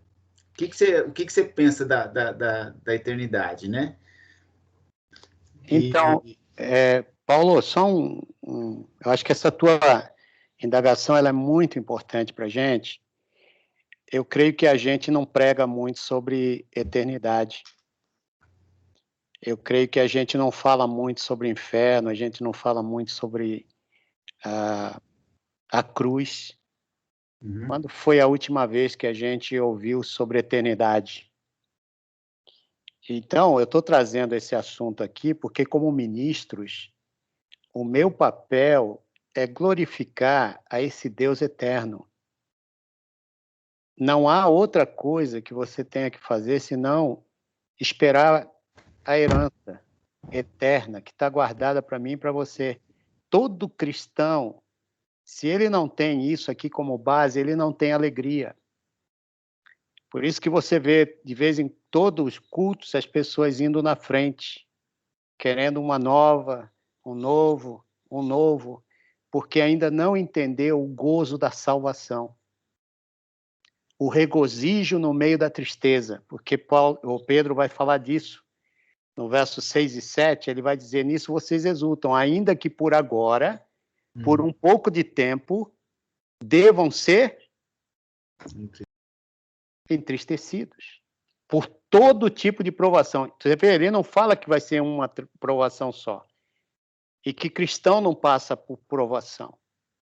Mas no meio da provação, pelas promessas que você tem na palavra de Deus, que você é um eleito, que você é um escolhido, que você é aquele que Deus fez de tudo, foi te buscar, abriu, sobe montanhas, desce montanhas para te encontrar. É esse Deus que me faz alegre no meio da minha tristeza. Por isso que eu tenho que pregar mais o Evangelho, que é o poder de Deus para a transformação do homem. Mas com esses valores, porque o Evangelho que está sendo pregado, aceita Cristo que eu vou te dar uma casa nova. Aceita Cristo que ele vai te dar um bolso cheio de dinheiro. Esse Evangelho não é o Evangelho que nós estamos falando aqui. Você está entendendo? Então, pelo ensino, por isso que eu estou falando aqui para ministros, a gente tem que falar. No outro dia eu preguei sobre a morte. Não aqui na nossa igreja, preguei na minha igreja sobre a morte. Só sabe viver bem quem sabe morrer bem.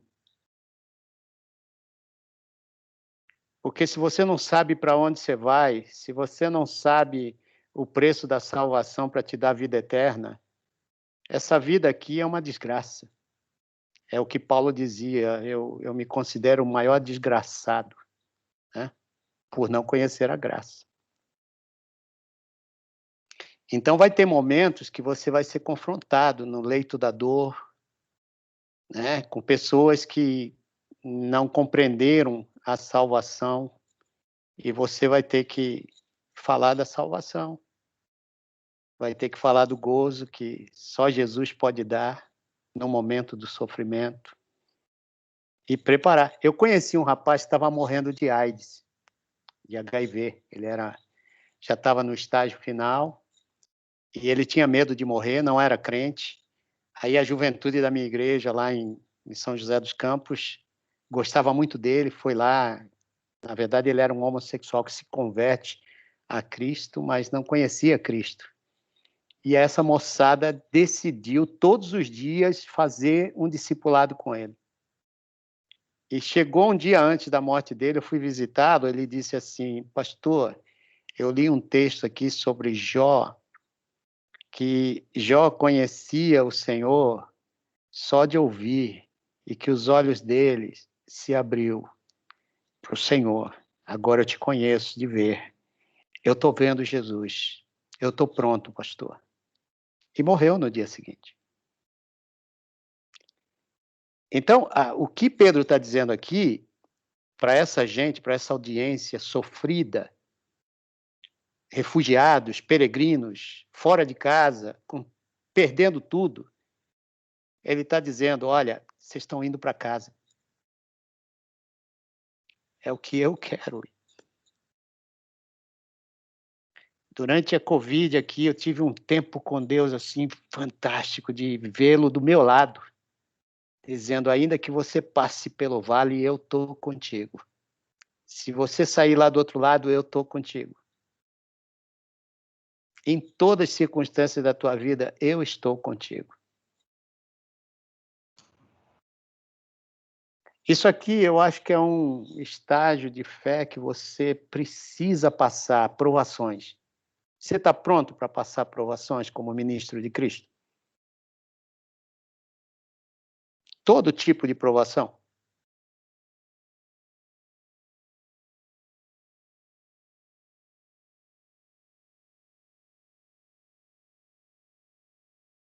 Gente, isso é uma pergunta, viu? Não é para a gente ficar...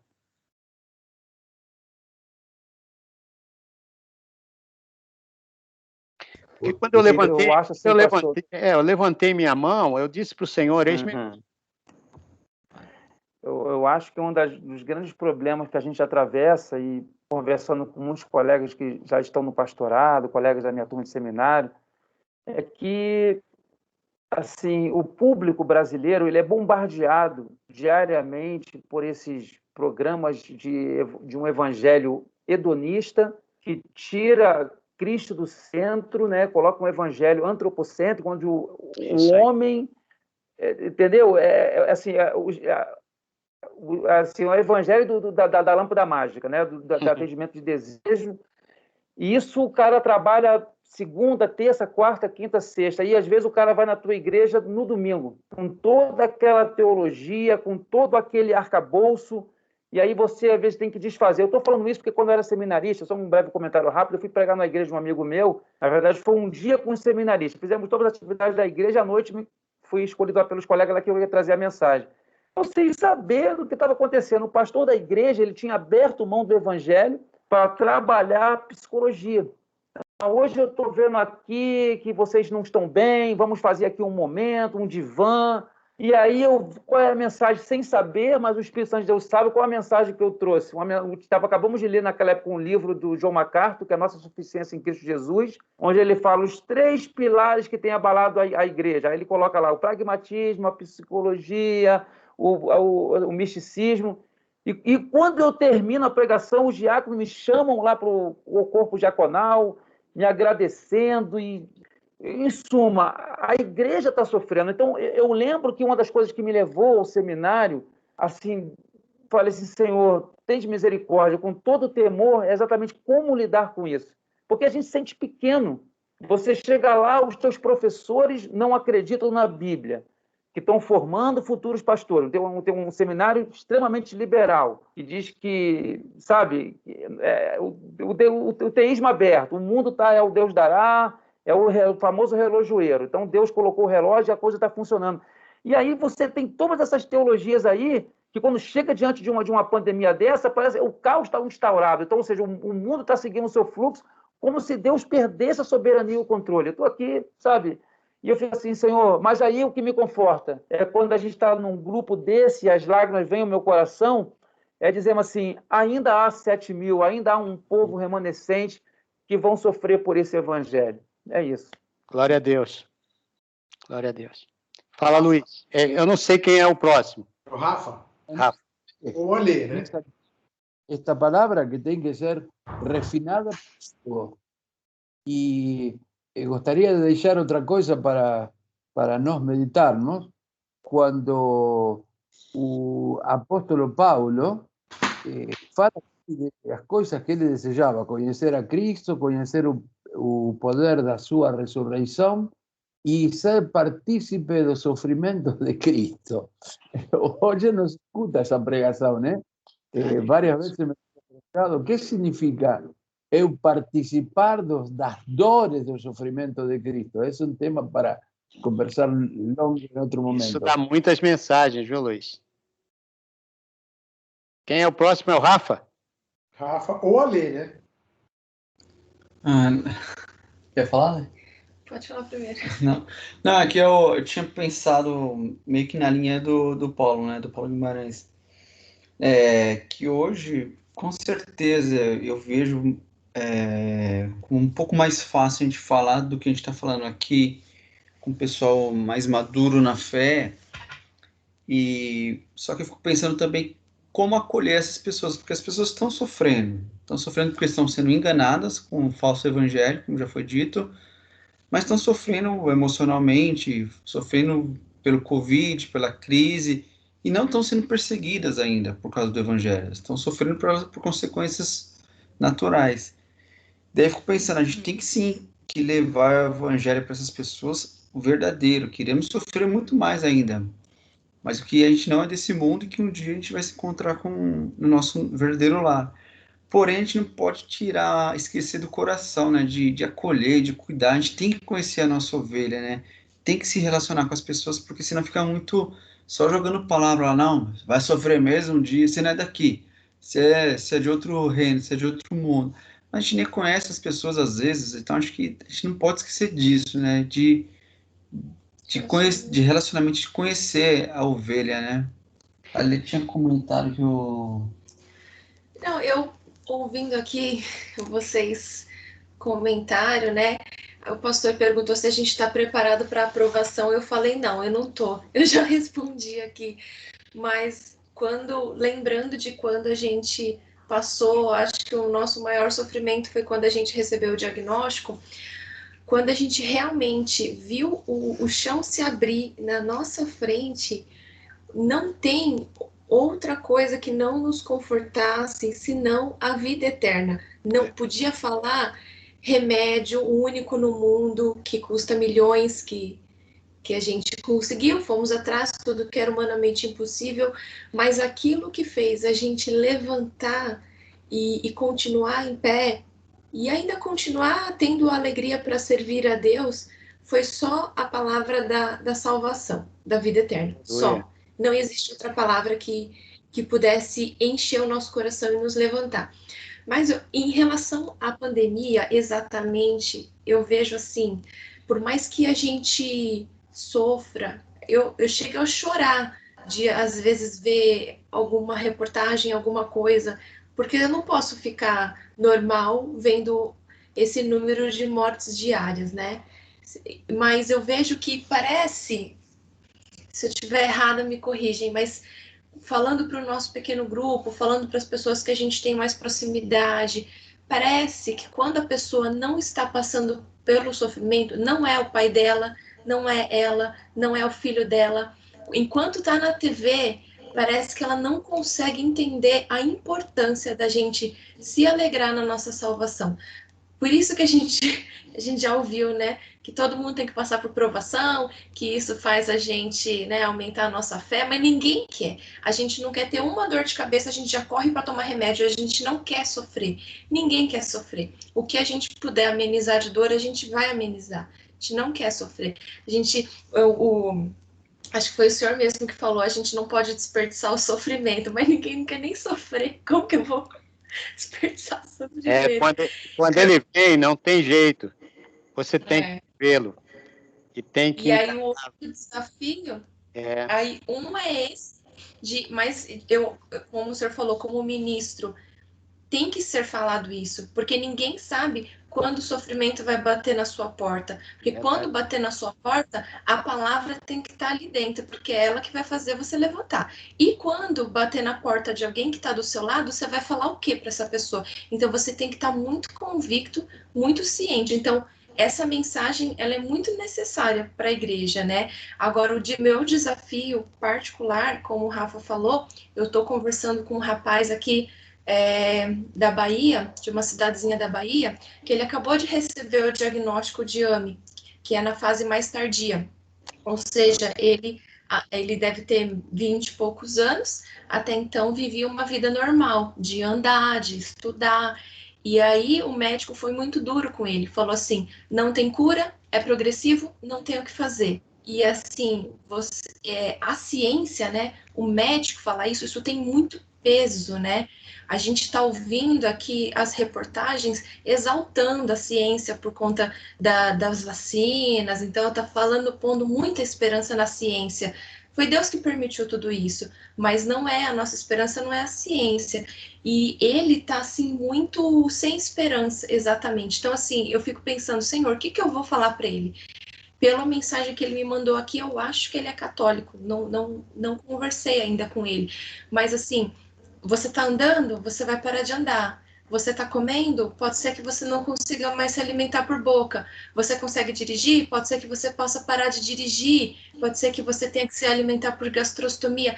Então, isso é muito duro. E aí, o que eu vou falar? Assim, então, o meu desafio pessoal é nisso que eu creio que Deus me mostrou para fazer agora, mas é muito desafiador. É esse acolhimento de famílias, mas... Deixa eu dizer deixa eu dizer uma coisa aqui, Letícia. É muito boa a tua palavra, é muito boa a palavra do Rafa. Todos nós aqui vamos passar por diferentes provações. Vocês passaram por uma muito grande, eu diria, né? Algumas a gente só suporta por causa da esperança viva, como você disse, né? E quando eu falo você está pronto para isso, eu estou perguntando para você como ministro, tá? Eu não vou falar isso nunca. Sinceramente, tem coisas que eu falo aqui que eu nunca falaria lá para o irmãozinho que vai na igreja no domingo, porque nem ele vai entender, ele não está ainda nesse estágio da gente ter que sentar assim e conversar nesse nível de papo. Mas você, como ministro, você tem a responsabilidade diante de Deus de pregar salvação, com toda essa alegria que a salvação nos dá, porque na hora que ele tiver que enfrentar a morte, ele vai enfrentar com gozo no coração dele, sabendo para onde ele vai. Eu, durante aqui a Covid, o que me deu a alegria no coração, um dia eu chorei aqui sozinho no meu quarto, sabendo para onde eu estava indo. Falei, Deus, se é esse o momento, cuida da minha família e toma a minha vida, porque eu estou pronto para ti. A minha esperança, ela é grande demais na eternidade, e é isso que me faz passar pela Covid e sair no dia seguinte e visitar pessoas. Porque deixa eu dizer uma coisa, para alguns, Deus vai dar esse negócio, vai, cara, vai lá, tu não tem jeito mesmo, vai, eu vou cuidar. E ele vai arrebentar um bocado de anjo. Isso aqui é brincadeira, tá? A teologia é meio tosca. Ele vai arrebentar um bocado de anjo tentando te proteger por aí. Porque Deus vê o teu coração, ele não vê outra coisa senão o teu coração. E se teu coração está cheio do Senhor, o Senhor vai te abençoar, vai te curar, vai te cuidar, vai fazer você ter alegria no meio da dor. Eu não sei se você já foi tratado como louco, cantando no meio de uma tristeza, adorando a Deus no meio de uma tristeza, com lágrima nos olhos. Isso é coisa de crente, não é coisa de gente que não conhece a Deus. Porque temos uma esperança. Eu desliguei a câmera aqui porque me permita falar 30 segundos aí. Eu perdi a minha mãe de câncer com 59 anos e eu fui o primeiro evangélico da minha família e durante muito tempo orei por isso. E no meio dessa situação, minha mãe se converteu. Um belo dia ela estava no hospital, ela disse, hoje eu entendo o que você está dizendo. E aí ela foi fazer uma cirurgia muito séria, ela amputou perna, era um câncer muito grave, já estava avançado, depois fez metástase. E eu e meus irmãos, a gente começou a chorar. O médico disse que realmente era muito grave. E aí a minha mãe, ela olha para mim e fala assim, meu filho, você está pregando para mim esse evangelho há mais de 20 anos. E por que você está desesperado? Eu estou convicta que eu vou entrar no centro cirúrgico e se eu não sair dali, eu vou direto para os braços do Pai. E se eu sair, eu continuo nos braços do Pai. Aquela palavra foi tão forte no meu coração que quando ela estava perto de morrer, o Senhor me deu um sonho em que o corpo dela era assunto aos céus, eles paravam de bater. E eu vi o corpo dela sendo levado para o céu. Eu acordei desesperado, querendo chorar. E o Senhor falou no meu coração, não chores, eu estou tomando para mim. Eu liguei para os meus irmãos, falando, a minha irmã não quis aceitar. E nessa mesma noite a minha mãe morreu, como eu falei. E no sepultamento dela, eu fui esse louco. Eu estava tão alegre, tão contente, que eu simplesmente, naquele momento, não conseguia chorar. E as pessoas achavam que estava à base de calmante, mas eu conseguia contemplar. Eu reconheci o corpo da minha mãe, eu vesti minha mãe. Eu consegui contemplar minha mãe realmente na glória. É isso. É realmente esses momentos difíceis que a gente vê Deus tão presente, tão real, na nossa debilidade. A salvação, eu posso dizer, Maranata, porque é real. Aleluia. Eu estou falando aí, eu vejo o meu coração isso. Gente, eu acho que é isso aí. Nós chegamos no ponto, né? Você está feliz com a tua salvação? Amém. Podemos dar glória a Deus hoje à noite, que, puxa vida, tem tanta coisa, né, para a gente glorificar Deus. Glória a Deus. No meio de uma pandemia, ainda tem esperança para nós, esperança para aqueles que a gente vai ministrar. Seja indo para o Pai, sendo recolhido para a casa do Pai, seja ficando aqui entre nós, que o nosso viver seja Cristo e morrer seja lucro. Amém. Amém, gente? Amém. Amém. Glória a Deus. Eu sei que tem muitos aí querendo falar, mas eu acho que está na hora. E eu sou aqui também um servo dos meus irmãos, tá? Eu sei que todos estão servindo. Eu vou pedir, deixa eu ver aqui. Paulo, você falou tão pouco, o Edu também, não falou quase nada hoje. Não, o Edu não falou. Pois é. Antes de começar, ele falou muito. Mas, Edu, termina para a gente com uma oração. Termino, mas vocês precisam prestar atenção quando eu falo, né? Não pode dizer assim. Toma. Comecei orando, fiz o comentário no início da carta de Pedro. É verdade, Mas rapaz. dizer que eu não falei nada é covardia, né? Ponto negativo. Fábio Não, falou peraí. menos. O Silvio não abriu a boca nem oi e nem boa noite. E ele tá aí, o Silvio? Tá. Tá. Tô aqui. Ele- Não, mas ó, eu vou me defender, vou até Não, abrir não a vai câmera. defender nada, cara. Você não abriu a boca. Não, mas vem cá. Não, assim, primeiro Não tem discussão. Não, ele vai dar o resumo, então. Tá boa. Não, preciso depois aprender onde é que coloca a mãozinha aqui, que eu não peguei ainda. Vou perguntar pro Nery. Furado, velho. Não é verdade. Não, mas assim, primeiro eu vou falar para vocês. Acho que as duas últimas reuniões que nós tivemos, elas foram de de um orgulho de participar fantástico. Eu diria, primeiro, uma coisa que eu tenho que fazer, agradecer a todos vocês pela oportunidade de estar com vocês aqui. Eu diria que a gente está em 12, 13, 14, eu não sei a conta correta, mas eu diria que são 14 pessoas que podem mudar a vida de muitas pessoas. A gente discutiu aqui regeneração, vida eterna. Isso para a gente é fundamental. Isso mudou minha vida. Mudou minha vida porque eu diria para você, antes de eu conhecer a Cristo, eu era uma pessoa que valorizava muito, muito as coisas materiais. E isso para mim hoje não vale nada. Mudei muito minha vida nesse sentido. Mas uma mensagem que eu deixo para todos vocês aqui, pelo que eu vi, realmente existe a vida eterna, mas a gente tem uma jornada gigante aqui. Vocês têm o potencial de mudar a história de muitas pessoas e vocês já mudam. Então, a Letícia deu um depoimento fantástico depois do Cavalcante, que até emociona, eu fiquei até com a câmera fechada, porque são depoimentos emocionantes.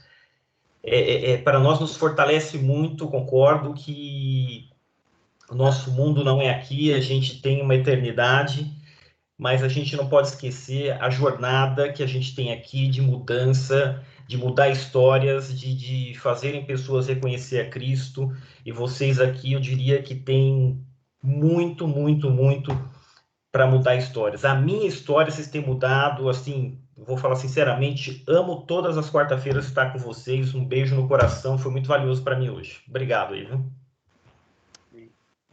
Edu. Vamos lá. Senhor Deus, a gente tem essa viva esperança em nós, Pai, que o Senhor nos deu, nos regenerou, uma esperança viva, Pai. Então, que a gente possa transmitir para aqueles que nos cercam, Pai, essa alegria de viver aqui, com a certeza que a gente tem uma pátria superior, uma pátria maior, onde o Senhor está nos aguardando, Pai. Então, eu te peço o desprendimento, como a gente lê em João também, que a gente não tenha medo, mas que a gente tenha plena certeza da tua soberania em nossas vidas. A gente citou o livro de Jó também, Pai, que a tua soberania seja um fato em nossas vidas, Pai. A gente tenha absoluta certeza disso e que a gente busque na tua palavra os caminhos que devemos seguir, Pai. Que o Senhor tua palavra é viva, eficaz e ela nos guarda e nos mostra os caminhos corretos, Pai. E nessa situação tão difícil que a gente vive, de nação, de crise, de pessoas sendo enganadas, de pessoas propositadamente querendo enganar, Pai, que a gente seja luz e sal, Pai, para levar a tua palavra, levar a tua esperança e transmitir isso para aqueles todos que nos cercam, Pai. É isso que eu oro. E peço também, Pai, que a gente aproveite as oportunidades que surgem, Pai, que a gente não perca a chance de falar para alguém do teu amor, da tua graça. É isso que eu coloco dentro de ti agora. Agradeço ao Humberto que lidera esse grupo tão precioso, investe o tempo dele, a preocupação, o carinho de estar à frente, Pai, que a tua boa mão esteja com ele, esteja com essa igreja da qual a gente participa também, Pai. Oro em nome de Jesus. Amém, Senhor. Queridos, se preparem, porque no próximo semestre vocês vão ser os que